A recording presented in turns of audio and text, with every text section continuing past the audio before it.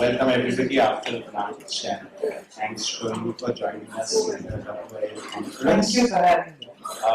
The day I became a runner, your book, which has already received a couple of awards, the Privy Award at the Kalinga Literary Award Festival and the Ikamra Sports Literature Award. It's a rare non-fiction on the subject of sports, especially on women sports person, and certainly the first one on women runners in India. You have navigated diverse questions on nationalism, identity, social conditions, as you tell us the stories of these different women runners. You have also elegantly moved between an autobiographical narrative and the biographical narratives as you proceed through the book. So, Sohini, if you can tell us a little bit about the book and the motivation. Thank you, Arindam, and thank you, BMU, for having me. I'll just give a little introduction to the book. At least the central idea animating the project, which is there's for those of you who may have seen it, there's a subtitle running through the middle of the cover which says A Women's History of India Through the Lens of Sport. So what I've tried to do is offer an alternative history of the Republic.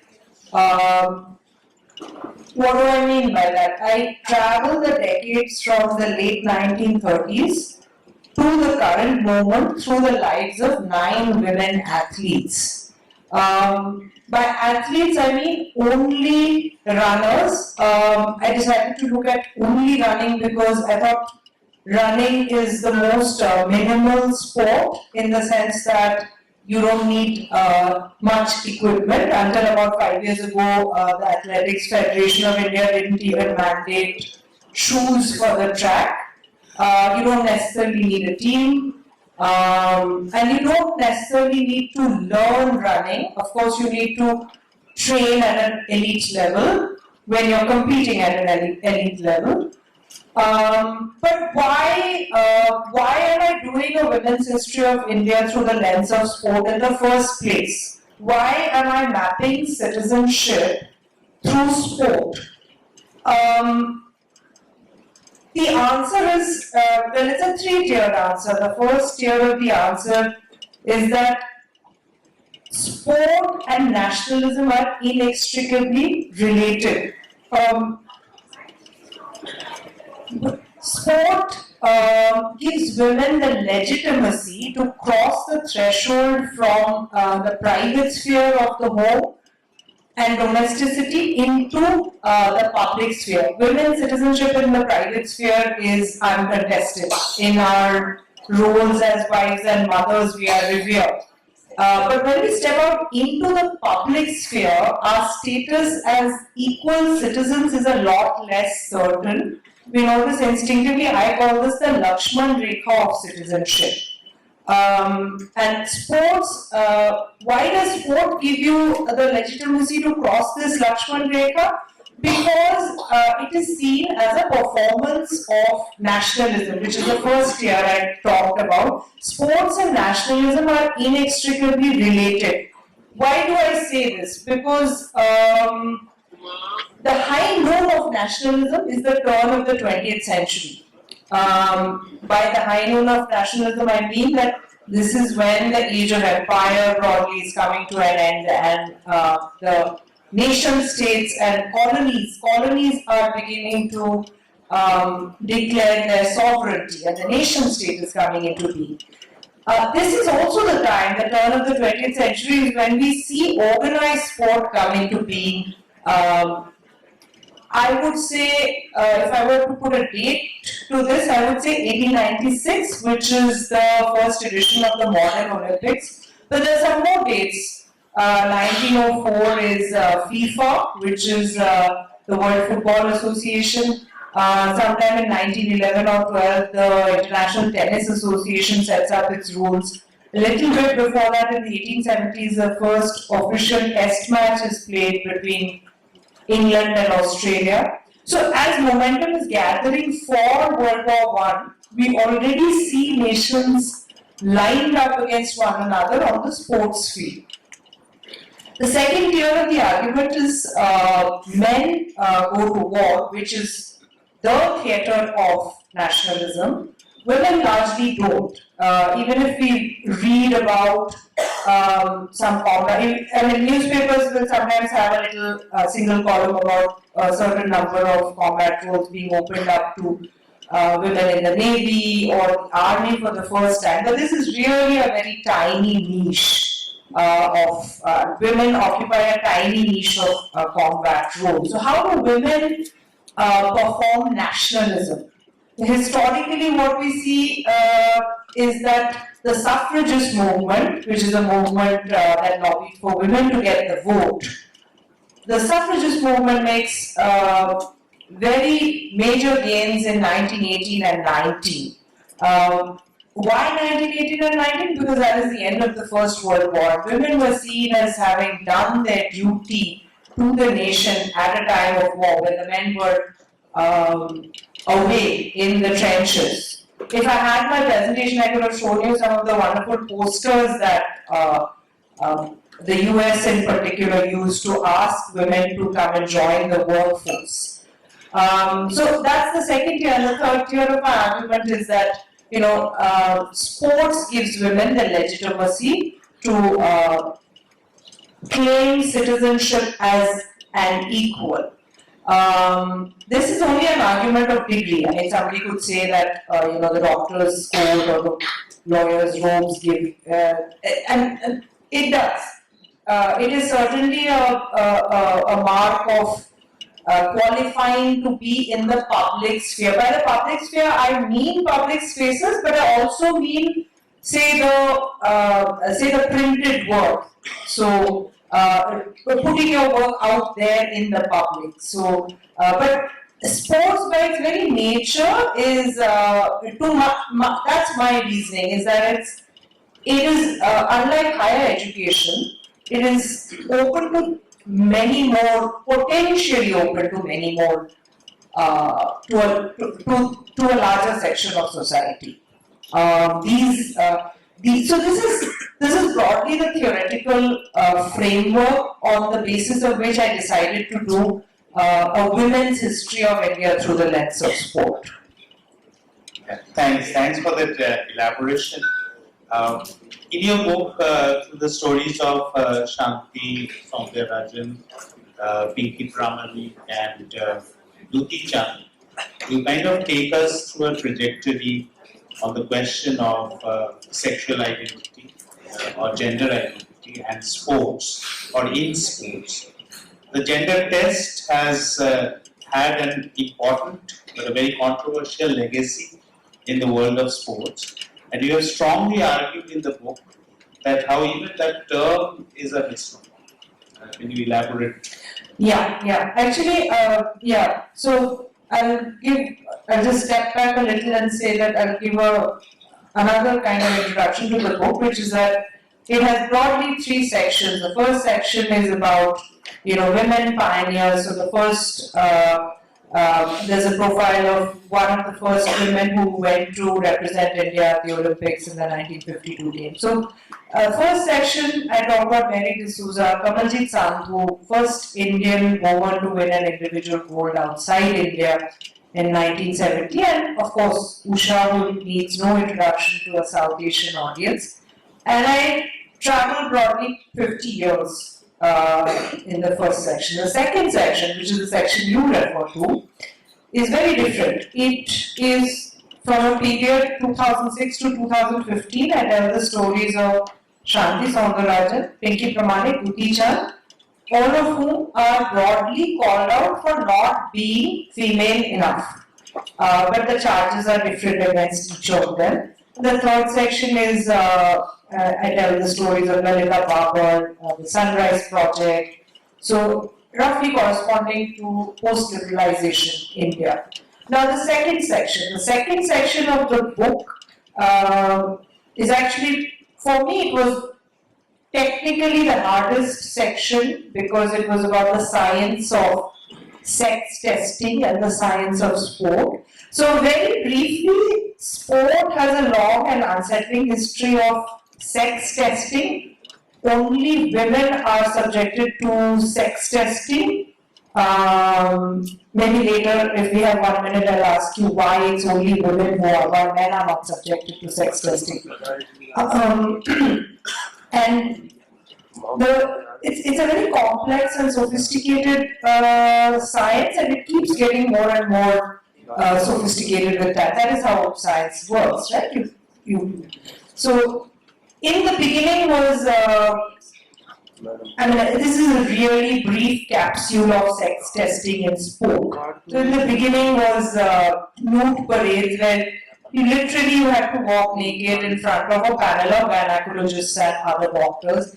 Then there were chromosome tests. So 2 chromosome tests in particular. One is a bar body test introduced in I think 1968 Mexico Olympics, and then there was another chromosome test called the SRY, sex determining region Y chromosome test in 1996 Atlanta Olympics.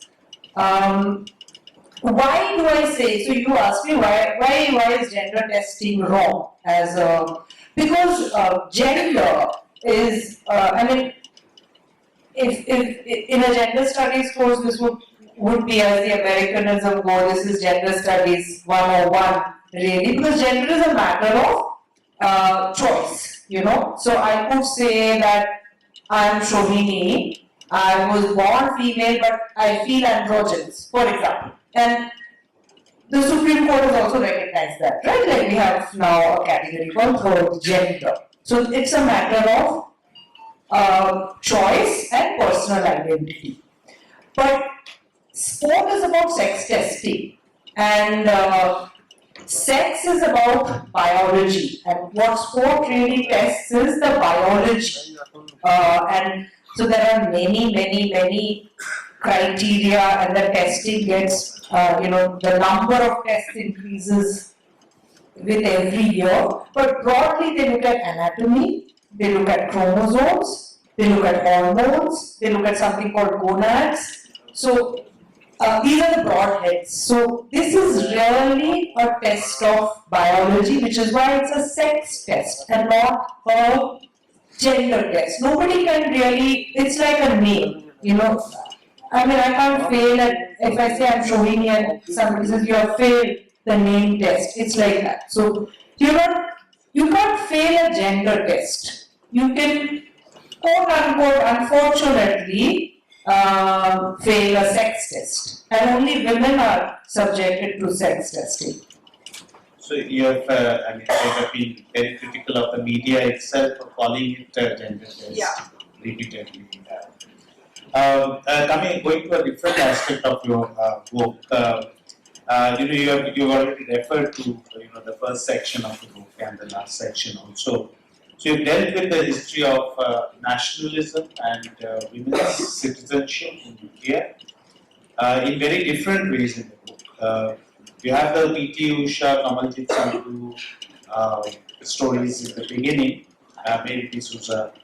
And you have the fascinating chronicle of Ila Mitra, which comes from pre-independence times towards the end.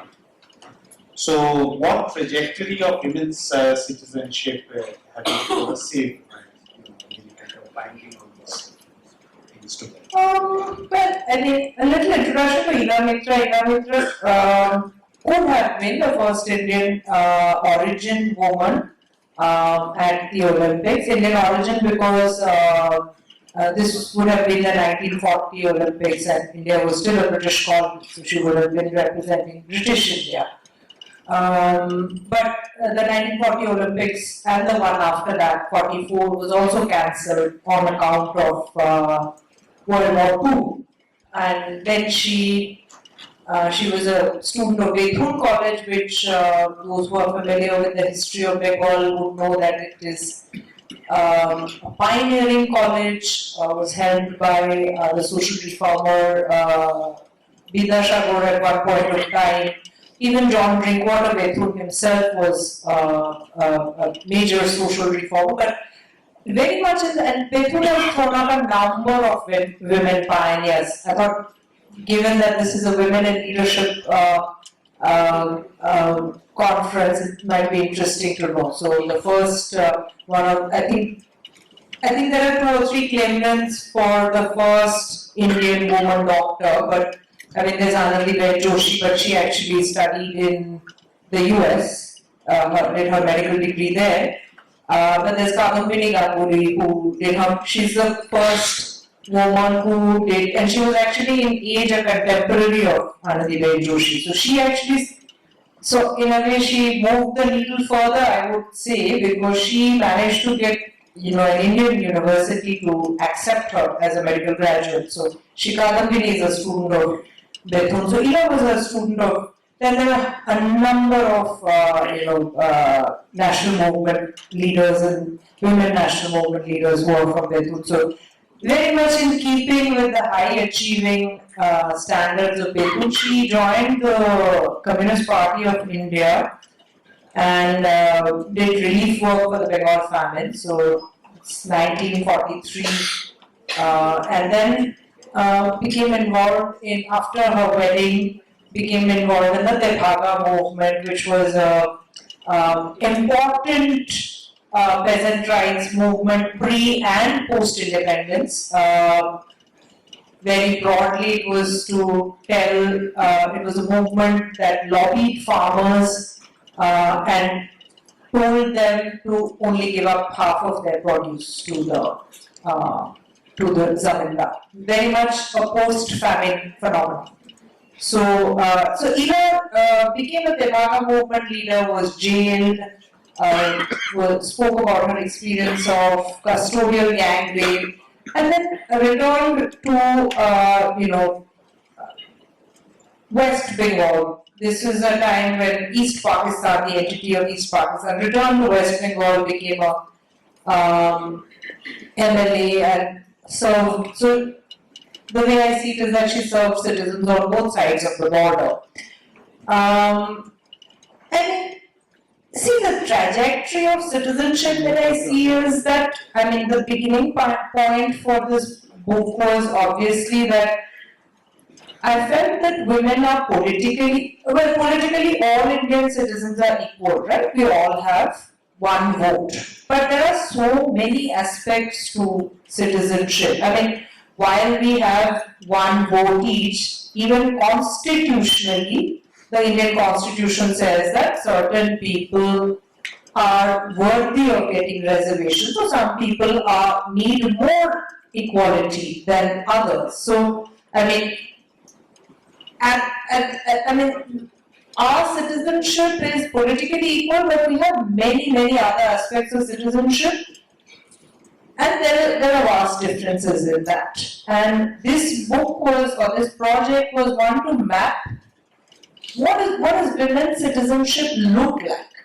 And I don't think there is I wish I could say that it moves from point A to point B, but I think more and more what you see in the book, and also when I was finishing the book or when my book was in edits, is when the wrestlers' protest happened over the whole year. And in a way, I would say that women's citizenship has been moved back several years. So there is no moving from here to here. I know that some of the wonderful speakers in the morning had much more hopeful, optimistic narrative for you. But I feel that that's what actually is, the Olympic champion Sakshi Malik said once, right? It was a great statement on citizenship as well. She said, if this is happening to Olympic champions, imagine what it is like to be an ordinary woman. So sadly, the trajectory seems to be going backward. Okay, let's hope we can return that. We are running out of time, so one last question. We have 2 minutes.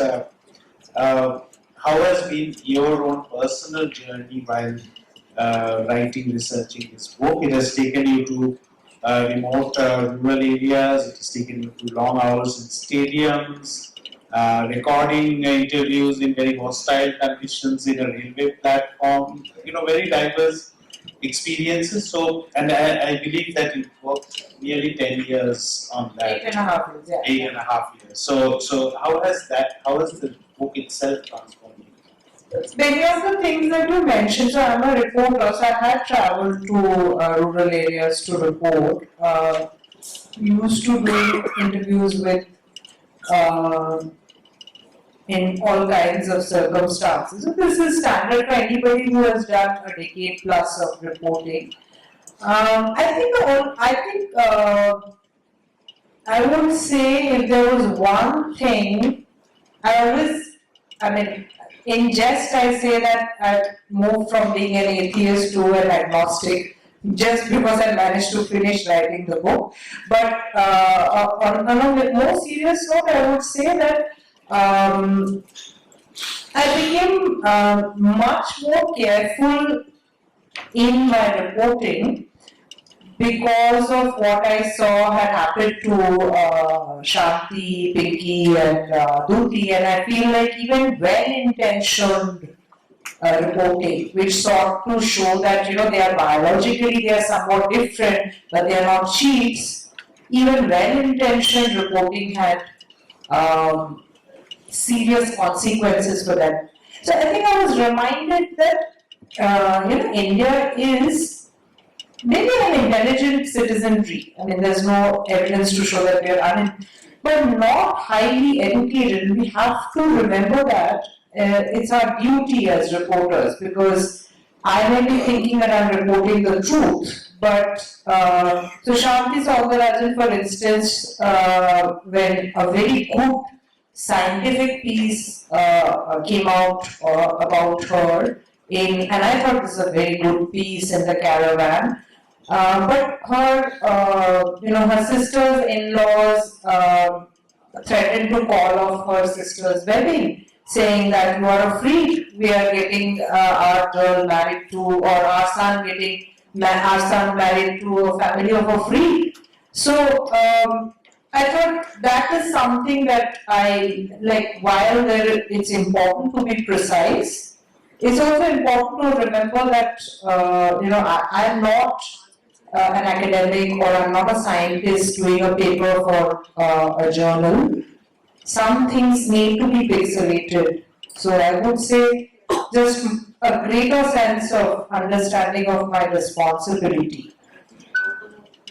Thank you, Sohini, once again for joining this Fireside.